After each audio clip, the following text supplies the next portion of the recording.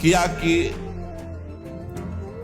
आप जो प्रायः ये कहते हैं कि श्री जी सर्वोपरि और उन्हीं के अंश से दुर्गादि शक्तियां हैं, तो मुझे चुभता है कि जैसे आपकी इष्ट राधा महारानी है, ऐसे हमारी इष्ट माता जी हैं, तो आप कहते हो करोड़वें अंश में दुर्गा जी हैं श्री राधा रानी के, तो हमको भी तो चुभता है कि आप कहते हो, हम नहीं कह रहे। तस्मा शास्त्रम प्रमाणम ते कार्याकार्यो व्यवस्थित हो। पहली बात तो हमारी श्री जी क्या है, जब हम श्री जी से चित्त जोड़ेंगे तब पता चलेगा। और दूसरी बात है कि जो शास्त्रों में लिखा है उसे, पद्म पुराण पातालखंड अध्याय 81, भगवान शिव कह रहे हैं, बहुत ध्यान से सुनिए। अंतरंगैस्तथा नित्य विभूतैस्तैश्चिदादिभिः गोपनादुच्यते गोपी राधिका कृष्ण वल्लभा देवी कृष्णमयी प्रोक्ता राधिका परदेवता सर्वलक्ष्मी स्वरूपा सा कृष्णाह्लाद स्वरूपिणी तथा सा प्रोच्यते विप्र लादिनीति मनीषी भी। ध्यान से, तत्कला कोटि कोट्यंसा दुर्गाद्यास्त्रिगुणात्मिका सा तो साक्षात् महालक्ष्मी कृष्णो नारायण प्रभु नैतयोर्विद्यते भेदः स्वल्पोऽपि मुनिषत्तमो इयं दुर्गा हरिरुद्रः कृष्णा शक्र इयं शची सावित्री इयं हरिर्ब्रह्मा धूमोर्णासौ यमो हरिः बहुना किं मुनिश्रेष्ठ बिना ताभ्यां न किंचन चिद चिद लक्षणं सर्वं राधा कृष्णमयं जगत् इत्थं सर्वं तयोरेव विभूतिं विद्धि नारद न शक्यते मया वक्तुं वर्षकोटि शतैरपि। भगवान शंकर कैलाश में विराजमान है, देवर्षि नारद जी शनकादि बड़े बड़े महापुरुषों की सभा लगी हुई, उस सभा में कह रहे हैं, नारद जी को संबोधन करके भगवान शिव कह रहे हैं, नारद जी ये जो श्री कृष्ण प्रिया राधा है, ये महाचैतन्य शक्ति स्वरूपा जितनी भी देवियां हैं, ये सब इनके अंश से प्रकट हुई है। ये अंतरंग विभूति हैं, इसीलिए इनको कोई जानता नहीं, अत्यंत गोपन तत्व है, इसीलिए इनका एक नाम गोपी है। श्री कृष्ण सदैव इनकी आराधना करते, इसलिए नाम इनका राधा है, और ये सदैव श्री कृष्ण की आराधना में रहती, इसलिए इनका एक नाम राधिका है। ये और श्री कृष्ण दो नहीं है, श्री कृष्ण में राधा है, राधा में श्री कृष्ण है। ये राधा परा देवता है। जितनी भी लक्ष्मी आदि शक्तियां सब इन्हीं के अंश से हैं। आपको भगवान का आह्लाद कहा गया है, आह्लाद, और जब मूर्तिमान ये हुई तो राधा कह गई, किशोरी जी कह गई।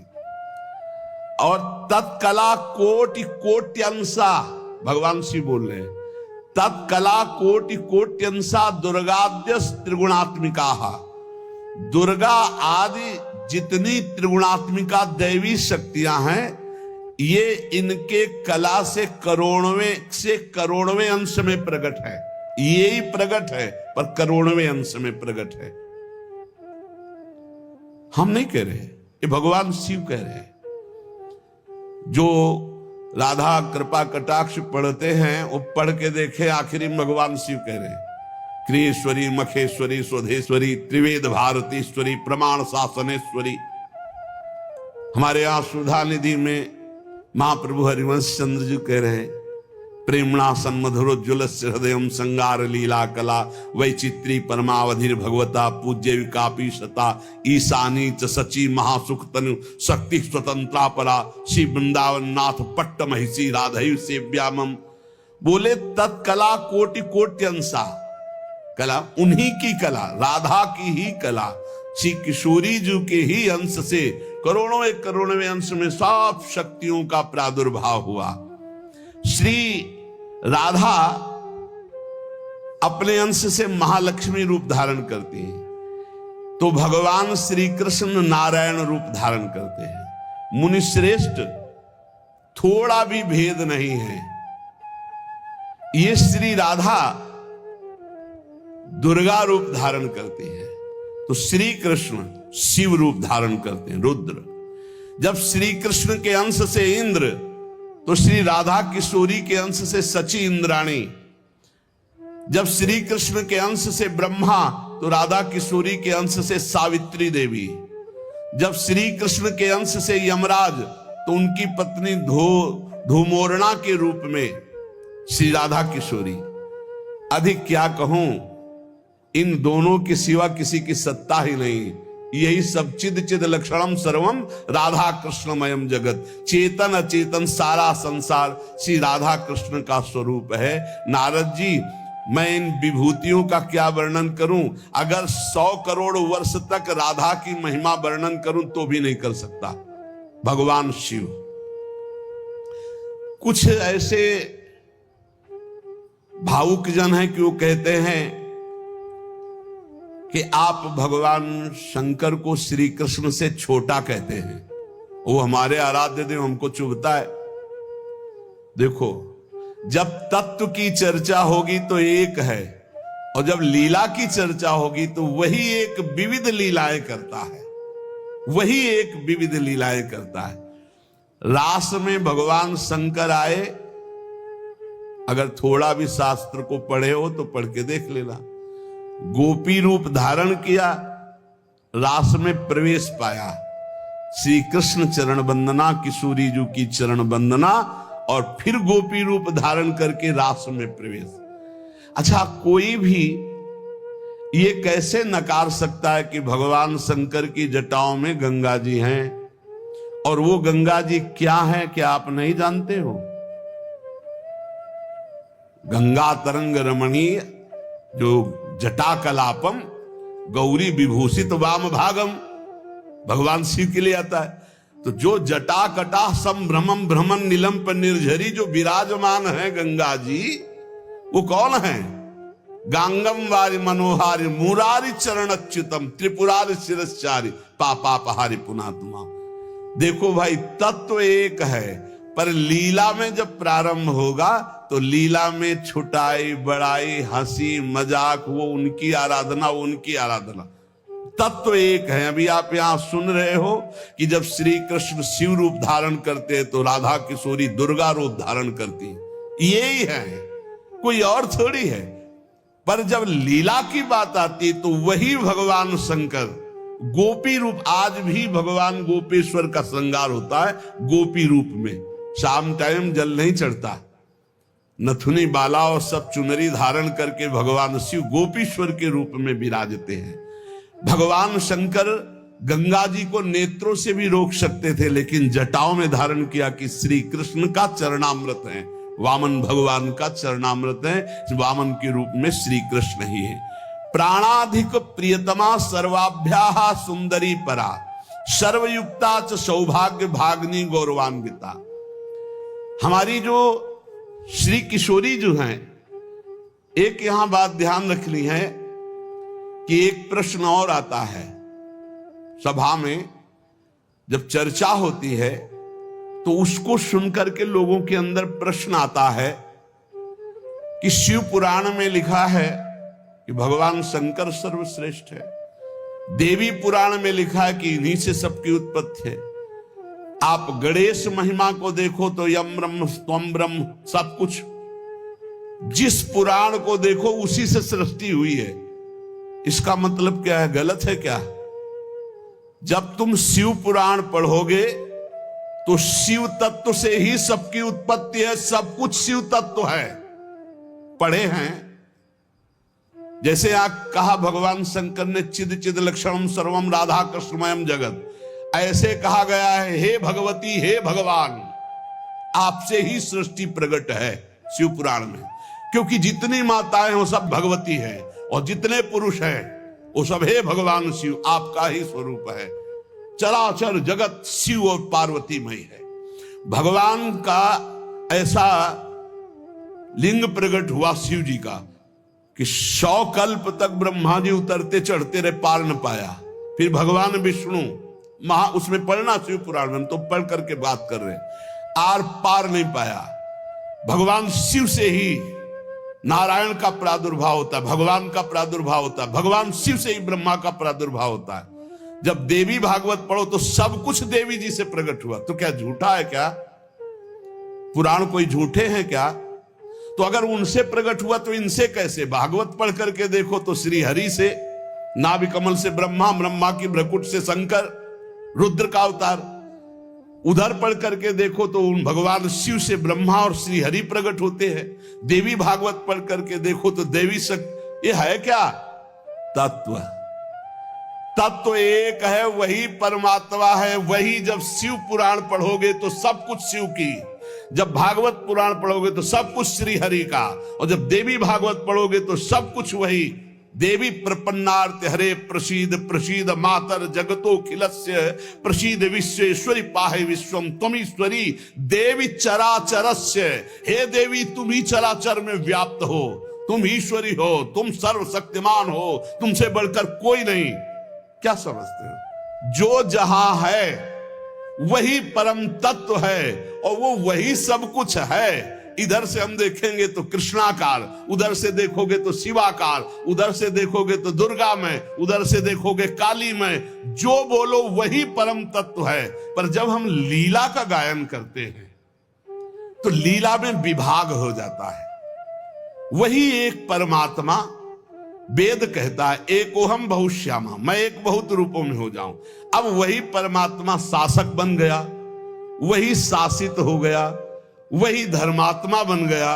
उसी के छाती से धर्म प्रकट हुआ, उसी के पीठ से अधर्म प्रकट हुआ। अधर्म करने वाला दंडनीय हो गया, धर्म करने वाला बंदनीय हो गया। लेकिन दंडनीय और बंदनीय में दोनों में एक तत्व विराजमान है।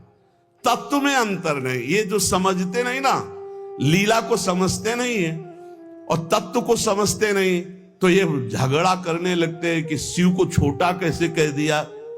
पूछो शिव जी से जाके। अरे उनको देखो तो रात दिन भगवत श्री हरि चर्चा करते रहते, और हरि को देखो, उनसे पूछो जाके कि तुम्हारे आराध्य देव कौन है, बोले कि शंकर। हरि से पूछो कि तुम्हारा गुरु कौन है, बोले शंकर। और शंकर जी से पूछो तुम्हारा आराध्य देव को, बोले हरि। और हम आपस में लाठी चलाएं। अरे वो एक है, वो एक है, वो अनेक है। अनेक होते हुए भी एक है, एक होते हुए भी अनेक है। इस बात को समझो। जब देवी भागवत, तो देवी ही सब कुछ है, देवी के ही अंश से राधा है। समझिए आप। जब हम वृंदावन से बोलेंगे तो राधा के अंश से देवी है। जब आप शिव पुराण से बोलेंगे तो शिव के अंश से हरि है, और जब भागवत पुराण से बोलेंगे तो हरि के अंश से शिव है। आप इस बात को समझिए। जब लीला का बात, लीला प्रसंग आएगी तो उसमें भेद हो जाते हैं। जैसे ब्रह्म ऋषियों ने विचार किया कि इन 3 महान भगवत स्वरूपों में कौन सबसे बड़ा है। क्या उन ब्रह्म ऋषियों को पता नहीं कि हरि ही ब्रह्मा है, ब्रह्मा हरि ही शिव है। शिव ब्रह्मा और हरि में किंचित मात्र भेद नहीं। स्वयं भगवान बोले मैं ही हर हूं, मैं ही विधि हूं, मैं ही हरि रूप हूं। जगह जगह वर्णन है। लेकिन जब भृगु जी परीक्षा के लिए गए तो ब्रह्मा जी के सामने जाके ऐसे खड़े हो गए। यह भद्रता है गुरुजनों के सामने ऐसे खड़े होना। ऐसे नहीं खड़े हुआ जाता, ये अभद्रता कही जाती। गुरुजनों के सामने सावधानी पूर्वक हाथ जोड़कर या बहुत नम्र ऐसे। अब वो गए और ऐसे खड़े हो गए। ब्रह्मा जी ने कहा तो सभा की मर्यादा के विरुद्ध है, पर भृगु जी उनके पुत्र हैं, थोड़ा गुस्सा आया पर शांत रहे। शंकर जी के पास गए, बोले आओ भाई, बहुत दिनों बाद आगमन हुआ भृगु जी से। बोले हम तुम्हारे गले नहीं लगते हैं, परम पवित्र रहते हैं। उठाया त्रिशूल उन्होंने हमको।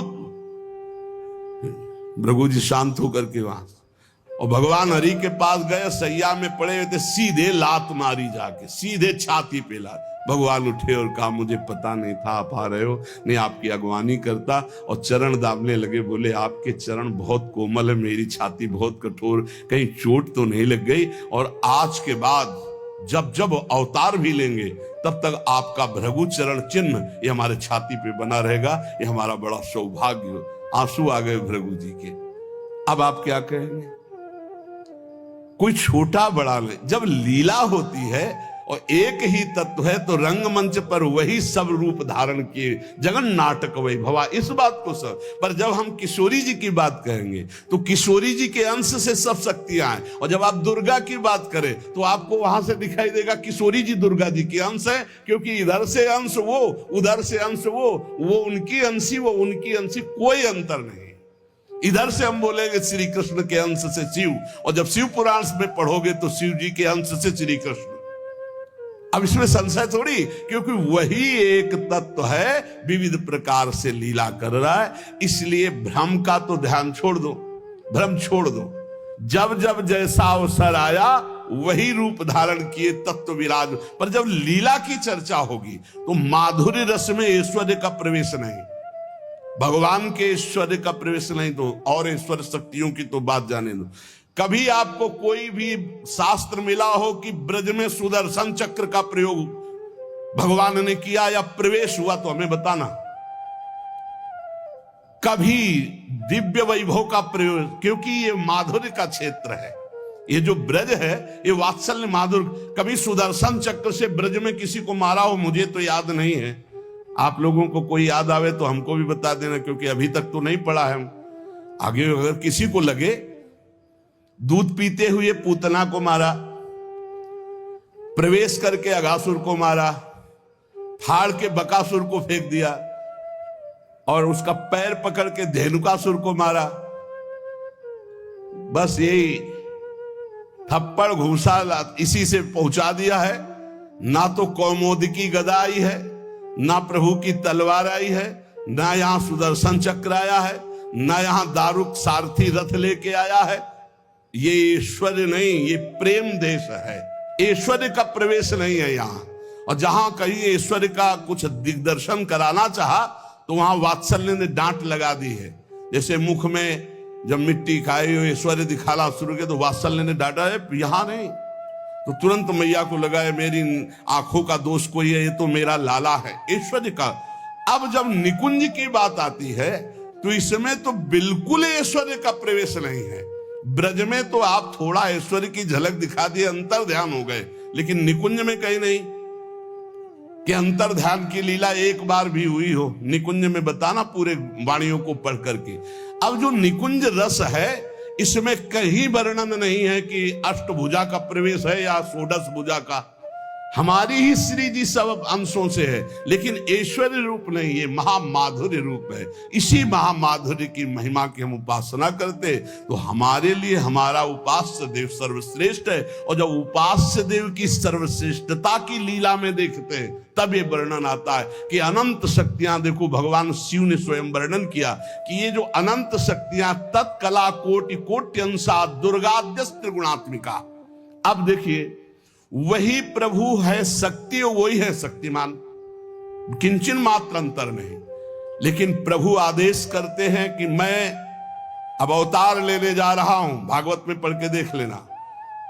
तुम हे महाशक्ति बलराम जी का कर्षण करके रोहिणी के गर्भ में डालो और मैं स्वयं अवतार लो। तुम जाकर नंद बाबा के यहां कन्या रूप से पूरी लीला पढ़ के देख ले। और नाम चामुंडा, कुष्मांडा, दुर्गा आदि तुम्हारे विविध नाम भगवान ने रखे और तुम सबकी कामना पूर्ण करने वाली होगी। जाओ मेरा आदेश है, ऐसा करो। भगवान ने आदेश किया, शक्ति कार्य कर रही। भगवान की प्राप्ति के लिए उसी शक्ति की आराधना कात्यायनी रूप से गोपिकाएं करते हैं कि मुझे श्री कृष्ण पति रूप में प्राप्त हो। उसी शक्ति की आराधना सीता जी गौरी पूजन करती है। और सीता जी कौन है? काल रात्र निश्चर कुल केरी, महाकाल रात्रि स्वरूपा उनको गोस्वामी जी ने कहा। काल रात्रि निश्चर कुल केरी, जही सीता पर प्रीति घनेरी। ये नहीं समझ रहा रावण की साक्षात इसका काल पधारा है, ये काल रात्रि महाशक्ति स्वरूप चाट जाएंगे, कुछ नहीं बचेगा लंका में। ये दुष्ट जिनके प्रति विरोध भाव कर रहा है कौन है? वही गौरी है और वही गोरी है, वही महाशक्ति है और वही सीता जी है। अब आप समझिए, आदि शक्ति जय जग उपजाया, सीता जी गौरी पूजन कर रहे हैं। गौरी जी खसी माल मूर्ति मुस्कानी, जाओ मनुजा हिराच्यो मिली सोबर साध सुंदर साव। तो सीता जी कौन है? मनुष्य रूपा को भगवान राम कह रहे।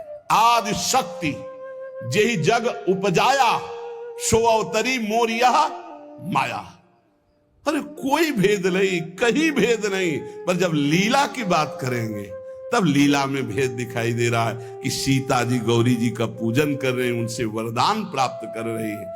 और भगवान प्रिया सती को संशय हो जाता है।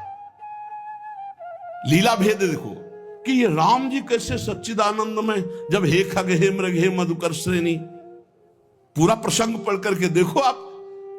और है कौन? या देवी सर्वभूतेषु बुद्धि रूपेण संस्थिता। जब लीला में देखोगे तो तत्व की बात भूलना पड़ेगा, तभी स्वाद आएगा। और जब तत्व देखोगे तो शांत रस आएगा। ये दास्य वात्सल्य सख्य, ये रसों का स्वाद नहीं मिल पाएगा। उसमें एक ही तत्व है, तो समझ में आ रहा है वही तत्व है। जब लीला में देखोगे तो आपको वही तत्व परशुराम है, वही तत्व राम जी है। लेकिन राम जी के आगे परशुराम जी घुटने टेक कर जय जय जय रघुकुल केतु, भृगुपति गए तपहि बन हेतु। ये समझना होगा। ये जो आजकल के नए बच्चे ना, ये तर्क वितर्क शुरू कर देते हैं। लीला में तर्क वितर्क नहीं होता है, तत्व में एक ही वस्तु है। तत्व की जब बात करोगे तो आप क्या समझते हो? कितने दिन से तुम दुर्गा जी की उपासना करते हो? बचपन से आराधना, और पूरी अम्मा मान के, पूरी जैसे अपनी अम्मा, पूरा आसक्ति अम्मा, आद्या शक्ति दुर्गा, और पिता भगवान शिव। तुम समझते नहीं हो, जहां हमें भेजा है उस तत्व को, जो समझाया उस तत्व से बोल रहे। तुम तो उसको दो पक्ष में ले रहे हो। तुम्हारे को क्या पता कि महादेव जी मुझे कितना प्यार करते हैं, भगवती कितना प्यार करती है, हम भगवती अम्बा और महादेव जी से कितना प्यार करते हैं। तत्व को समझिए। राधा तत्व सर्वत्र व्याप्त तत्व है, चिद चिद लक्षणम सर्वम राधा कृष्णमयम जगत। पर जब लीला में स्वरूप राधा जी का जो है वो कहीं त्रिभुवन में कहीं नहीं है, क्योंकि महामाधुर्य रस प्रेम स्वरूपा है, जिनकी आराधना स्वयं श्री कृष्ण करते। और जिन श्री कृष्ण की आराधना भगवान शंकर, शनकादि, ब्रह्मादि सब करते। ये हमारे उपास्य देव है। और जब आप अपने उपास्य देव के विषय में जैसे बोले कि श्री कृष्ण जिनके सेवक हैं ऐसे महादेव, कोई परेशानी नहीं। श्री कृष्ण जिनके सेवक हैं ऐसे महादेव, क्योंकि हमें पता है कि तुम जो बोल रहे हो वो सत्य बोल रहे हो, क्योंकि वैसे ही उस तत्व को देखा जाता है। ये तत्व है ही ऐसा कि हम जिस भावना से जैसे देखें वैसे दिखाई देगा। जब हम गणेश स्तोत्र पढ़ते हैं तो सब कुछ गणेश जी बने हुए हैं। जब राम स्तोत्र तो सब कुछ राम, जब कृष्ण सब कुछ कृष्ण, जब नरसिंह तो सब कुछ नरसिंह, जब वाराह तो सब कुछ वाराह, वही बने हुए, दूसरा कोई नहीं। इसमें हमें कोई संशय नहीं है। तुम्हें कितना ज्ञान है? उनके पति हैं शिव ज्ञान समुद्र, वो कह रहे हैं, हम तुम्हें पूरा परिचय के साथ बता रहे। पद्म पुराण पाताल खंड अध्याय 81, उसमें कह रहे तत्कला कोटि कोट्यंसा दुर्गाद्यास त्रिगुणात्मिका। कभी रास का स्वाद लिया है? रास का स्वाद लेना है तो ब्रज रस में। इसी यही तो वृंदावन की लीला, मत समझो गुरु को चीला। यहाँ ऋषि मुनि गए हार, जपे जा राधे राधे। ऋषि मुनि गए हार, जपे जा राधे राधे। प्रियालाल है प्रियालाल। अगर हम जो बोलते हैं उसकी बात को समझ लेना। कह दो कहां प्रमाण है, तो हमारी छाती प्रमाण है। खिलवाड़ मत समझना। अगर तुमने राधा किशोरी की अवहेलना करके कहा कि अम्बा, जब जड़ भरत जी के ऊपर गड़ासा चलाने की बात अम्बा के ही सेवकों ने किया तो भद्रकाली सहन नहीं कर पाई और मूर्ति फोड़कर प्रकट हो गई, काट के फेंक दिया अपने ही उपासकों को। होश में रहे ना, राधा किशोरी है। तत्व से बोलोगे तो मुझे कभी कोई संशय नहीं, सब एक हैं। जब लीला में आओगे तो वही स्वामी बनता है, वही सेवक बनता है। जब लीला में देखोगे तो वही छोटा बनता है, वही बड़ा बनता है। वो विविध रूप धारण करके एक ही तत्व खेल रहा है, इसमें संशय नहीं। पर जब लीला का रसास्वादन करते तब आप उसमें संशय मत करो। वो विविध लीलाएं, वही गोपी बना है, वही श्री जी बना है, वही वृंदावन बना है, और वही प्रीतम बना है, और वही खेल रहा है। वही नरक बना है, वही अधर्म बना है, वही दंड विधान बना है, वही रोग बना है, वही विविध प्रकार की यातना बना है। समझो ना, कहते हो नरक भी वही बना। तो जब नरक नहीं था तब कौन था? श्री कृष्ण। और जब नहीं रहेगा तब कौन है? श्री कृष्ण। तो बीच में जो भास रहा है नरक, वो है कौन? श्री कृष्ण। अब ये जान जाओ तो नरक नरक ही नहीं है, परम पद के अधिकारी हो गए। जब यही नहीं जान रहे तो वो दुखप्रद है, अगर जान गए तो वो सुखप्रद है। अगर जानकारी का भी विस्मरण हो गया और सच्चिदानंद में स्थित, तो आप ही वो हो। जानत तुम्हें हो जाए। तुम भी वही हो जो शिव, जो कृष्ण। जब तत्व में आओगे तो तुम भी वही हो, कोई किंचन मात्र अंतर नहीं। वही एक परमात्म तत्व विविध रूप में खेल रहा। चिद चिद लक्षणम सर्वम राधा कृष्णमयम जगत ईशावास्यमिदं सर्वम यत् किंचे जगत्याम जगत। और सच्ची मानो बिना भजन के समझ नहीं सकते रे। हमारी भाषा समझ ले। ये तर्क वितर्क से नहीं समझ सकते। जब तक ब्रह्मचर्य नहीं रहोगे, पवित्र आहार नहीं करोगे, लाखों नाम जप नहीं करोगे, तब तक ऐसे समझ जाओगे ये कोई बातों का विषय है। भजन नहीं करोगे, परमात्मा तत्व तुम्हारे तर्क वितर्क से समझ में आएगा। इसलिए समझा देते कि समझ लो, तुम्हारा मंगल हो जाए। और अगर ऐसे पक्ष विपक्ष की भावनाएं रखोगे तो तुम्हें संतों में दोष दर्शन हो जाएगा। पक्की बात समझ लो। इसलिए बहुत सावधान। यहां से जो चर्चा होती है वो भगवत प्रसाद स्वरूप होती, उसका पान करो तर्क छोड़ करके। खूब नाम जप करो डट के, बन जाओगे। खूब संतों की चरण धूलि माथे पे। हाँ, लहु गणित तत्तपसा नयाति न चेद्या न निरूपणात् गृहाद्वा न छंदसा नैव जलाग्नि सूर्यो बिना महात्पाद रजोभिषेकम। रज लगाओ संतों की चरणामृत पियो, संतों के वचनों का श्रद्धा विश्वास पूर्वक बढ़िया मंगल में ज्ञानी हो जाओगे। आपको कोई संशय नहीं रहेगा। पर लीला में बड़ा अंतर है। जब विमान पे चढ़ा हुआ जो वृत्तासुर बने थे, चित्रकेतु उनका नाम था। और जब भगवान शिव को वो ऐसे शब्द जो नहीं बोलने चाहिए वो बोल रहे थे, तो अंबा जी गुस्सा हो गई। तो भगवान शिव ने कहा था कि तुम्हारे क्रोध और श्राप का उसके ऊपर कोई फर्क नहीं पड़ेगा। क्यों? बोले श्री हरि का निज जन है। साप दे दिया जा, दैत्य हो जा, क्या फर्क पड़ा? अंतिम समय जो वृत्तासुर की स्थिति है वो देख लो। जो भगवान शिव ने, कोई फर्क नहीं पड़ने वाला। क्यों? वो भगवान श्री हरि का निज जन है, भगवान का जन, भगवान शिव का। भगवान शिव को भी गुस्सा नहीं आया, अंबा जी को गुस्सा आ गया। ऐसे जगत गुरु भगवान शिव से ऐसे नहीं बात करना चाहिए। विमान से उतर कर साष्टांग दंडवत होना चाहिए। त्रुटि है तो भगवान शिव ने कहा त्रुटि होते हुए भी श्री हरि का, इसलिए इसके ऊपर कोई फर्क नहीं पड़ेगा। और नहीं बना वृत्तासुर मिला तो ऐसा वृत्तासुर बना, हाहाकार त्रिभुवन में मच गया। होश उड़ गए देवताओं के। तब दधीच की हड्डियों से वज्र का निर्माण हुआ। जब देखा कि हाथ में ऋषि का जो अस्थि पंजर, उसी से वज्र का निर्माण हुआ है, तो कहा देवराज ये मत सोचना मैं वज्र से डर रहा हूं, रुक जाओ। तो भगवान हरि से बात की। जैसे छोटा सा बछड़ा अपनी मां की, जैसे घोंसले में बिना पंख उगे हुए बच्चा चिड़िया का अपनी मां का, जैसे परदेश गए हुए पत्नी अपने पति का चिंतन, हे नाथ ऐसे ही हमारी वृत्ति आप में लगी रहे।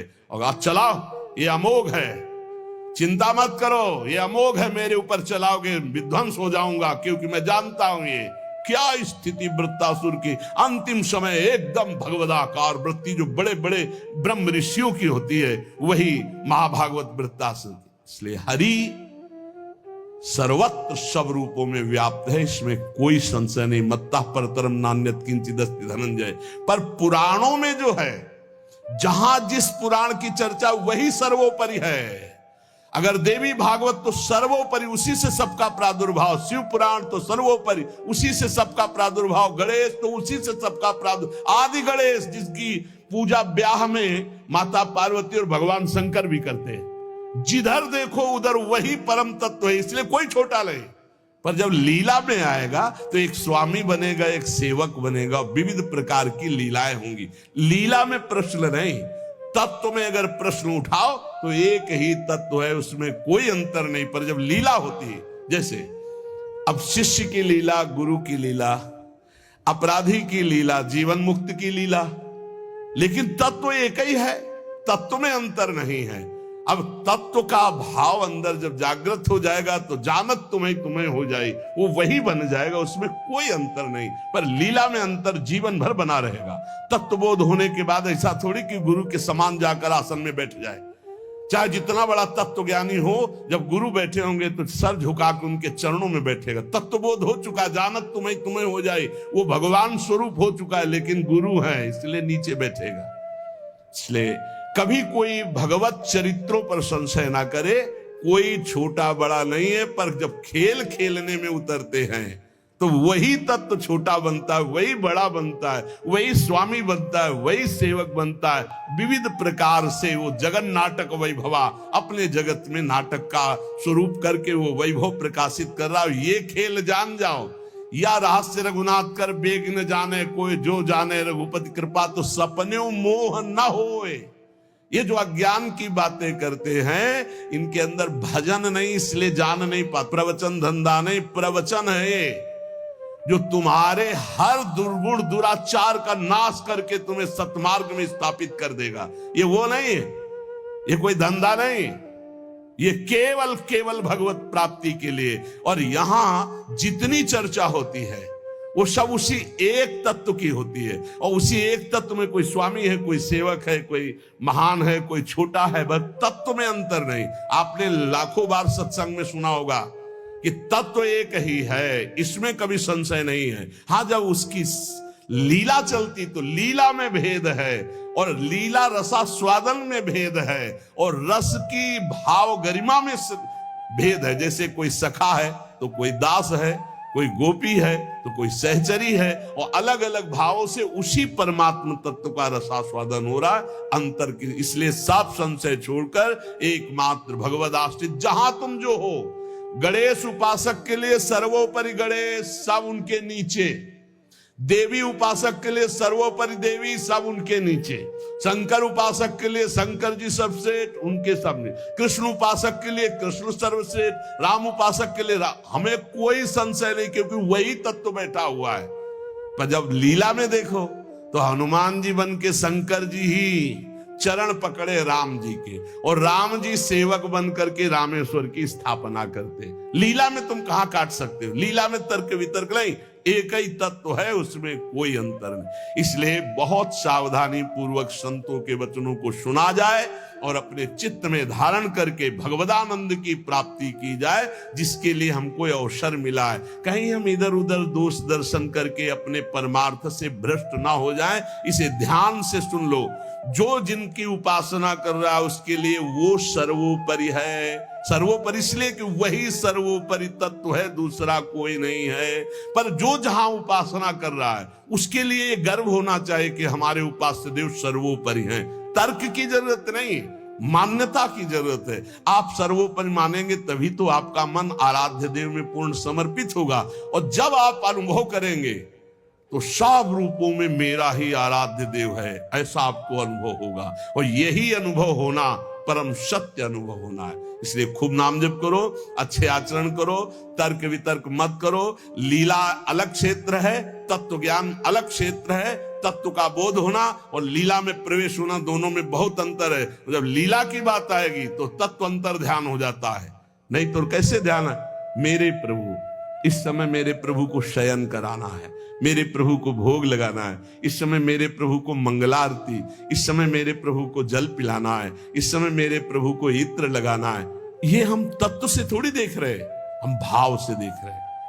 भावोत्सवेन भजताम रस कामधेनु। और जब हम भाव से देखते हैं तब हमको ये दिखाई देता है कि हमारी श्री जी के समान केवल श्री जी है, दूसरा कोई नहीं है, क्योंकि दूसरा कोई है ही नहीं। मेरे तो गिरधर गोपाल, दूसरो न कोई। ये हमको देखना, मीरा जी से लड़ना थोड़ी है। कहे कि करो पूजा भाई, हमको परेशान कब कर रहे हैं? हम तो कह रहे मेरे तो गिरधर गोपाल दूसरों न कोई। उनकी नंद कह रही थी ये हमारी कुल देवी पूजा को, बोले करो ना। बोले नहीं तुमको करना पड़े। बोले हम तो नहीं करेंगे, हमारे तो गिरधर गोपाल दूसरों न कोई, जाके सिर मोर मुकुट मेरो पति सोई। उनका नहीं करना चाहिए। बोले क्यों करना चाहिए? बोले सुहागवती होती तो विधवा थी। बोले तुमने कुल पूजन नहीं किया क्या? तुम क्यों वैधव्य को प्राप्त हो? बस यही जगह से शुरू हो गया था उसका द्वेष भाव, बहुत प्रचंड द्वेष। तो सच्ची मान लो, हमारी प्रार्थना मान लो, झगड़ा झंझट की भावनाओं का त्याग करके एक ही परम तत्व है जब लीला में उतरता है। तो आप पढ़ के देख लो भागवत में, भरत जी जो जड़ भरत जी के रूप में है, देवी उपासक उनको ले गए और बलि देना चाहते थे। तो जे ही सर झुकाया तो अंबा जी के हृदय में आग लग गई। ऐसे परम निर्मल पुत्र का वध मां सह सकती? हार करके मूर्ति प्रकट हो गई, काट के फेंक दी। भागवत में पढ़ के देख लो भाई। वही परम तत्व है जो श्री कृष्ण है, वही काली है जो काली है, वही श्री कृष्ण है। मुझे समझने में इतना भी भेद नहीं, लीला में बड़ा भेद है। लीला में जब आते हैं तो अलग अलग रसास्वादन हो जाता है। तो लीला रसास्वादन पाने के लिए चरणों में जाकर के अपने अपने गुरुजनों की आराधना करो, खूब नाम जप करो। जब लीला चरित्र का प्रकाश होगा तब आप जान पाओगे। और श्री किशोरी किशोर जू का ये अद्भुत विलास, जो भगवान ब्रह्मा सनकादि शिवादि जिसका जस गाते हैं और याचना करते हैं, जो रज शिव सनकादि की याचत। अब कैसे रसमयी ग्रंथों में प्रवेश नहीं तो बाहरी लोग नहीं समझते, पर हम अपने सत्संगी जनों से कहते हैं अपनी उपासना में अपने आराध्य देव के समान कोई नहीं है। ये सबको मानना चाहिए। जब तक मानोगे नहीं, निंदा किसी की नहीं कर ली, पर अपने उपास्य देव अपने लिए सर्वोपरि हैं, उनके समान कोई नहीं।